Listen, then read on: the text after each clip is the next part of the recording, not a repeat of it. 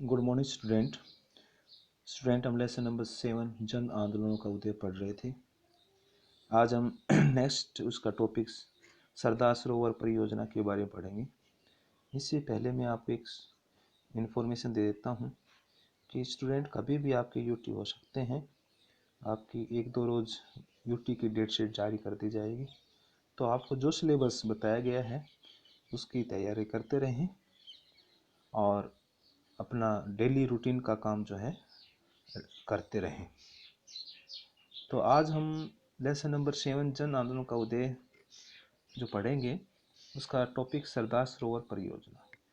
तो सबसे पहले सरदार सरोवर परियोजना क्या है? देखिए, सन 1980 के दशक में नर्मदा घाटी में विकास परियोजना के अंतर्गत मध्य प्रदेश, गुजरात एवं महाराष्ट्र से गुजरने वाली नर्मदा नदी एवं उसकी सहायक नदियों पर 30 बड़े और 135 उस बीच के और 300 छोटे बांध बनाने का निर्णय किया गया। गुजरात के सरदार सरोवर मध्य प्रदेश के नर्मदा सागर बांध के रूप में 2 बड़ी परियोजना का निर्धारण किया गया।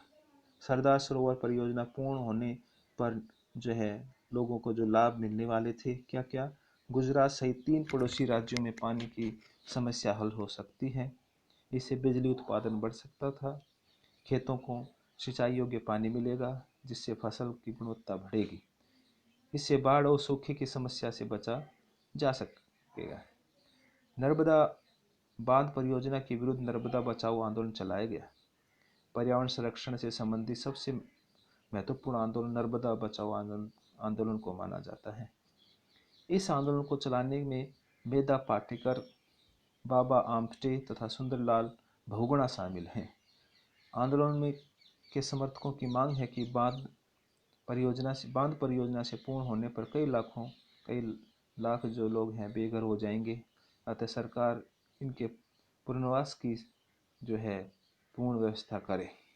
देखिए, 8वें दशक के आरंभ में भारत के मध्य भाग में स्थित नर्मदा घाटी में विकास परियोजना के तहत मध्य प्रदेश, गुजरात और महाराष्ट्र से गुजरने वाली नर्मदा और उसकी सहायक नदियों पर 30 बड़े, 135 मझोले तथा 300 छोटे बांध बनाने का प्रस्ताव रखा गया।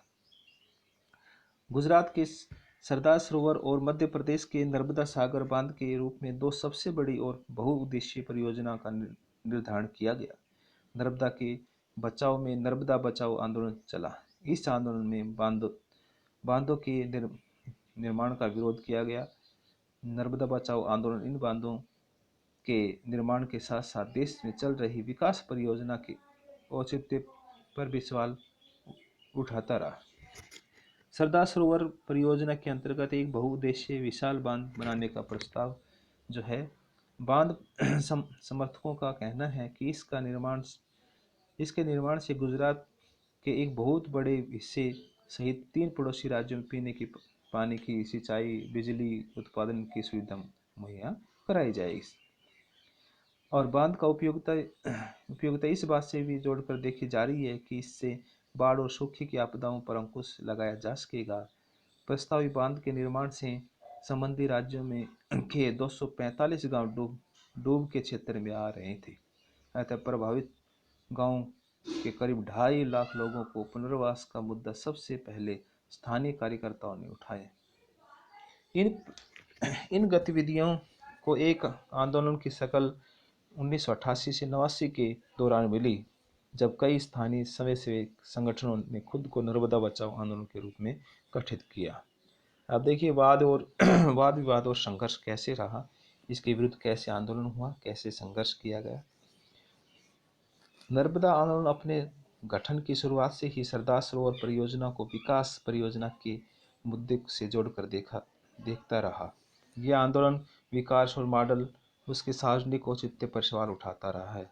आंदोलन की एक मुख्य दलील यह रही है कि अब तक की सभी विकास परियोजना पर कुछ खर्च का विश्लेषण किया जाए और आंदोलन के अनुसार परियोजना की लागत विश्लेषण इस बात का जायजा भी लिया जाना चाहिए कि समाज के विभिन्न वर्गों को इस परियोजना का क्या खामियाजा भुगतना पड़ा है। आंदोलन के नेतृत्व ने इस बात की ओर ध्यान दिलाया कि इस परियोजना का लोगों के पर्यावास, आजीविका, संस्कृति तथा पर्यावरण पर बुरा असर पड़ा है। शुरुआत में आंदोलन ने यह मांग रखी, परियोजना से प्रत्यक्ष या अप्रत्यक्ष रूप से प्रभावित सभी लोगों का समुचित पुनर्वास किया जाए। आंदोलन के लोगों ने इस महाकाय विकास परियोजना के निर्माण की प्रक्रिया पर सवाल भी उठाए। नर्मदा बचाओ आंदोलन ने इस बात पर जोर दिया कि ऐसी परियोजनाओं की निर्णय प्रक्रिया में स्थानीय समुदाय की भागीदारी होनी चाहिए और जल, जंगल, जमीन जैसे प्राकृतिक संसाधनों पर उसका प्रभावी नियंत्रण होना चाहिए। आंदोलन ने एक महत्वपूर्ण सवाल यह भी उठाया कि लोकतंत्र में कुछ लोगों के लाभ के लिए अन्य लोगों को नुकसान क्यों उठाना चाहिए। इस तरह के सवालों से जूझते हुए आंदोलन ने अंततः पुनर्वास की मांग से आगे कदम बढ़ाया। अब आंदोलन बड़े बांधों की खुला विरोध होने लगा है। नर्मदा बचाओ आंदोलन के कार्यकर्ताओं का गुजरात जैसे राज्यों में तीव्र विरोध हुआ, परंतु अब सरकार और न्यायपालिका दोनों ही यह स्वीकार करते हैं कि लोगों को पुनर्वास मिलना चाहिए। सरकार द्वारा 2003 में स्वीकृत राष्ट्रीय पुनर्वास नीति को नर्मदा बचाओ जैसे सामाजिक आंदोलन की उपलब्धि के रूप में देखा जा सकता है, परंतु सफलता के साथ ही नर्मदा बचाओ आंदोलन को बांध के निर्माण पर रोक लगाने की मांग उठाने पर तीखा विरोध भी झेलना पड़ा। आलोचकों का कहना है कि आंदोलन का अड़ियल रवैया विकास की प्रक्रिया, पानी की उपलब्धता और आर्थिक विकास में बाधा उत्पन्न करता है। सुप्रीम कोर्ट ने इस मामले में सरकार को बांध का काम आगे बढ़ाने की हिदायत दी, लेकिन साथ ही उसे यह आदेश भी दिया गया कि प्रभावित लोगों का पुनर्वास सही ढंग से किया जाए। नर्मदा बचाओ आंदोलन 2 से ज़्यादा दशकों तक चला। आंदोलन ने अपनी मांग करने के लिए हर संभव लोकतांत्रिक रणनीति के इस्तेमाल किया। आंदोलन ने अपनी बात न्यायपालिका से लेकर अंतर्राष्ट्रीय मंचों तक उठाई।